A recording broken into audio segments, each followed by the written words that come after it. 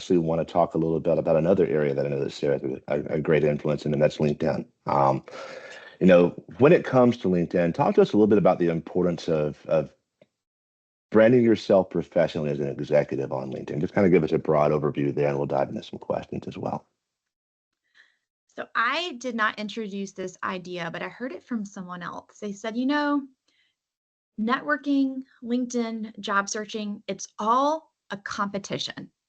You're competing for eyeballs, you're competing for attention, you're competing for the job. And Sure. so you as a job seeker have to realize that when you're being considered for an opportunity, they're going to compare you against all the other candidates that are up for that same job. And they're going to look at your LinkedIn page when they're evaluating you as a candidate, because people Google you and search for you before they meet you in person. And so 100%. having that online presence where you've taken over the presentation of yourself online is so important, because they're going to meet you online before they meet you in person, and they're going to compare your profile to the other people that they're evaluating, and you want to make sure that yours stands out. I agree. Do you have any strategies as far as helping job seekers or executives when it comes to laying the foundation for that? Like what would you suggest? Just what are the top three things you would suggest in kind of helping them get that initial impression being airtight before that conversation actually happens? Yeah. So let's go over some basics. I think that the two main things on LinkedIn, the most visible is your headshot and your headline, or Yeah. that tagline. The fantastic headshot where your face occupies at least 60% of the frame, and where you're smiling and you're looking at the camera, and you're dressed in a manner that is reflective of who you are at work. So not in your tuxedo if you're from your wedding day, not holding your child if you've got this great picture of you and your child, but a photo of just you occupying 60% of the frame. And I have a great list of photographers that I've put together, but I also am not opposed to AI. AI headshots like Secta. I think in some situations, an AI headshot is perhaps better than a really bad headshot that you had taken with your iPhone. So, obviously the gold star is to get a real headshot photo, but if you're short on money or time, then an AI headshot might be a good option. I think the second piece is thinking about that headline and making Sure. sure that you are using the right words to describe you. Um, and the right words being your job title or your aspirational title, and the words that someone would search for to find you.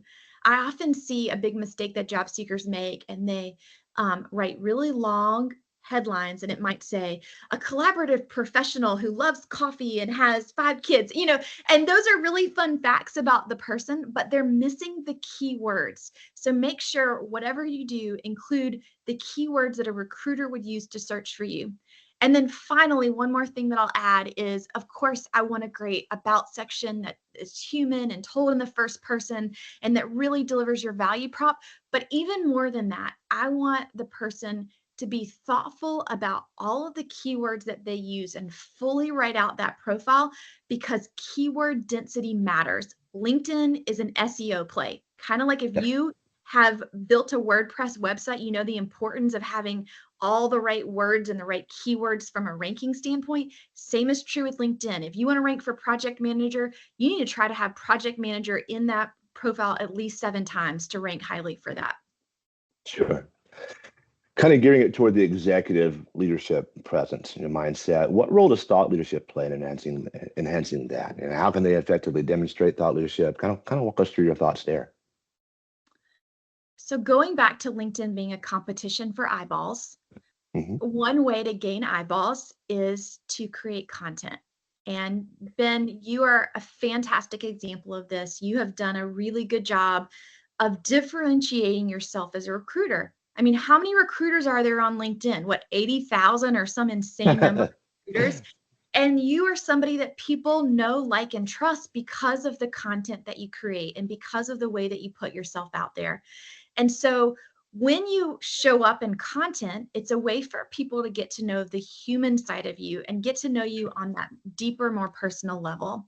And I say this humbly, I am like I live in I saw some people in the comments say that they're tuning in from the Raleigh area. I live in Durham. I'm a suburban mom in Durham, but I have almost 1 million followers on LinkedIn, and I've been able to build a business and hire people because of the way that I've been able to show up in the thought leadership and content and provide that my perspective. And so it's just a way to stand out and get more eyeballs to your page. Sure. I'm just curious, and this is one that just germinates from what you just mentioned a moment ago, but you're following, on your side. What was the story? How did you get to 1 million followers? Kind of walk us through that just real quickly. Yeah. It was never the goal to get 1 million followers. Like that is the goal has never been like follower number. And I would caution people about chasing that number or a certain level of I followers. agree. The goal for me was always being relentlessly helpful and being Mhm. seen as someone who provided realistic and actionable advice. And I often tell people creating content is kind of also like working out.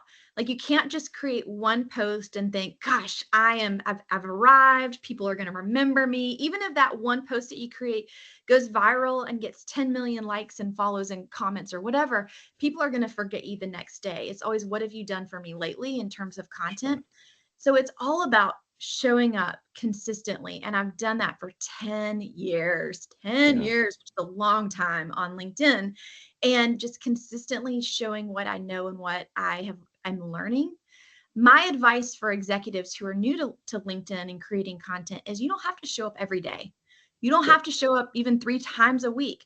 I would show up once a week, but be really consistent about that one time and create one post that you feel like showcases what you're learning or something that you've gleaned from an article or something that's novel that your team is doing. Showcase other people and their skills and the value that they bring to your organization. It doesn't always have to be me focused. In fact, I think the best content is not me focused. It's more shining a light on what other people are doing and interesting insights. So be consistent. And then just a small tip, make sure you're showing up at the right time of day. A lot of times Mm. people who are new to creating content create it and then push through the content when it's convenient for them. So maybe it's 10 o'clock on a Thursday night when they're, watching TV, they're creating their first post, but nobody's on LinkedIn. You Sure. have to give your content the best chance of being successful. So maybe Visibility. you write it at 10 o'clock on a Thursday night, but don't show it or share it until 8 a.m. on Friday morning when most people are at their desk. Sure. I love that bit of advice. I'll be honest with you, that's been one challenge I've had to learn how to navigate over my time. The last thing that I would kind of just touch on LinkedIn is, do you have any stories or examples that give us like your favorite story of an executive that you have seen that has successfully leveraged LinkedIn in terms of advancing or enhancing his or her career? Oh gosh. I'm not going to think of his name right now, and I hate that I'm blanking on it, but he is a It's okay. CEO, and he is a CEO of a Coca-Cola bottling distribution center. And he did not have a huge presence, but I've watched him over time because I somehow got on his radar and have just been following him. And he has grown from a small number of followers to thousands of followers. And the thing that he does Sure. so well is he highlights his team and he tells his team's story and he shows all the amazing things that the people that he works with does. And what I haven't asked him this, but what I Fantastic. imagine this has done is it's probably created high employee engagement. It's probably helped create a culture that people want to work for because they know that their boss recognizes them and sees them and values them.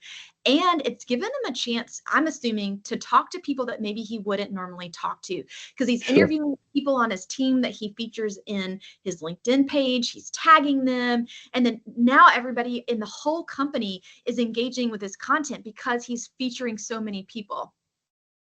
I like to call people like that force multipliers, folks that can Absolutely. take their influence and scale it, right? Yeah, I love that. It's a great story. Any other thoughts here that you would want to throw out there? No, I will just kind of plug now that Sarah mentioned connecting with everybody on LinkedIn. We do have our group for this webinar, the LinkedIn Yeah. Last Friday Job Party Community. Sorry, tongue tied there. I put it in the chat. I'll email it out after, but everybody feel free to join so we can all get connected. I do want to. I saw a question in the comments. I just want to make sure we get to it. Somebody said, but are executives really spending time on LinkedIn? I've assumed that most have outsourced it to an assistant or agency. Let me just say, I am shocked by who finds me on LinkedIn. I mentioned at the beginning of the call, I primarily work with senior directors and above. I have worked with CEOs from some of the country's largest, like the largest companies in the United States and outside of the US. And guess where they found me? LinkedIn.